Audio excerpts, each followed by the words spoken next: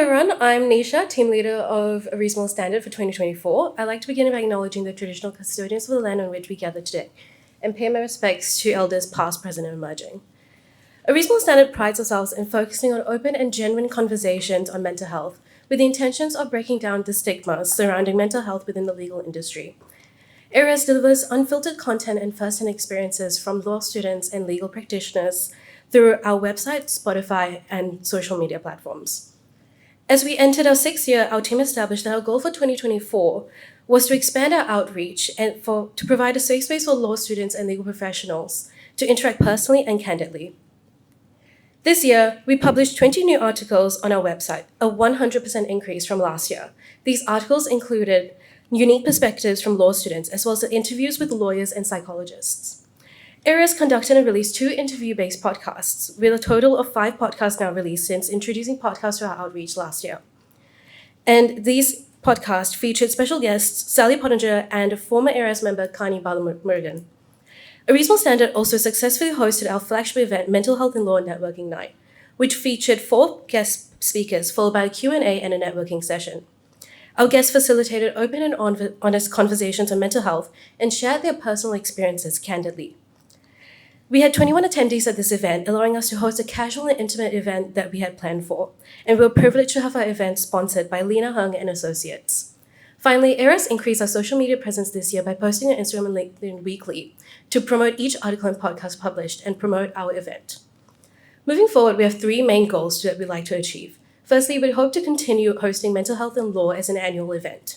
We strongly believe that this event should be free of charge as the conversation surrounding mental health should be accessible to all from all backgrounds. We do not wish for such an impactful event to be foregone for the simple principle that mental health conversations should not be held behind a paywall. ARES also hopes to obtain funding of $1,000 to allow us to maintain entry for free while catering food for the event, as well as to promote events through posters and social media. Secondly, ARES aims to continue articles with an increased collaboration with legal and mental health professionals. Thirdly, we aim to continue podcast production with an increased goal of 3 or more podcasts in the next year.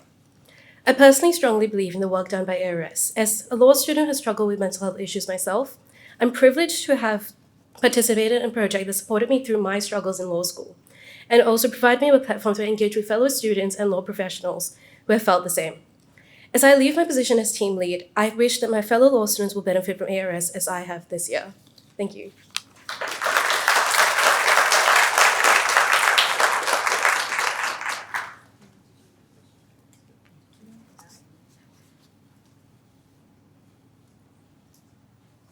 Congratulations. That was an impressive effort of speaking very quickly and very articulately. It was very good.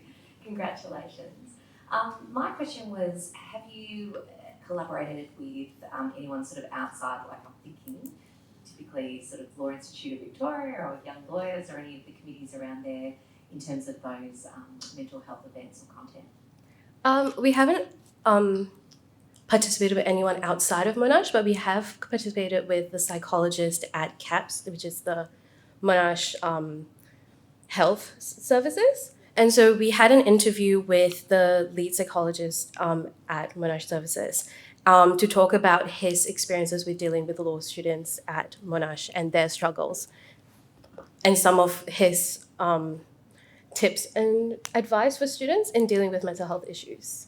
Incredible. I was just going to say, there's the Young Lawyers at the Law Institute of Victoria where law students are welcome as well. Yeah. We have a wellbeing manager who's a psychologist as well, Emily Knowles. She would be so interested in doing some collaboration with you, I'm sure. So congratulations. I just did have one more quick question before I hand over to Penny. Do you have like a knowledge bank of all the sort of articles and things that other students can access outside of Monash? Yeah, so it was our website over there. So on our website, we have all of the articles that we have posted, as well as links to our Spotify and other social media platforms. And our Instagram has links to said website and vice versa. Very impressive, and I particularly appreciated your personal anecdote because it's so prevalent. I think it's such a massive thing to be considering mental health within this field and the pressure that we all face when we're at law school. First of all, I want to understand how many students have interacted with your platform in terms of numbers of growth? Have you seen more people coming on board? How are they finding out about you? Which of your initiatives do you feel like is working the best? I think we've had an increase in our Instagram platform. So we've had followers mostly during our promotion for the event. And I think what really helped with promoting our event was collaborating with Monash Law itself and getting our event posted on the Law Gazette and on the Monash Law Instagram page.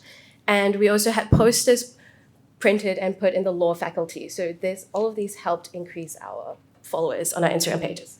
And I just want to ask one last thing. In terms of interacting with students that have come to the events or listened to your proposing your podcast, basically interacting with you, how are then you interacting with them afterwards? Are you actually having any initiatives where you personally engage with them through workshops or bringing them all together? Or is this just kind of a platform where you give a lot of kind of support and resources but not actually interacting with the students?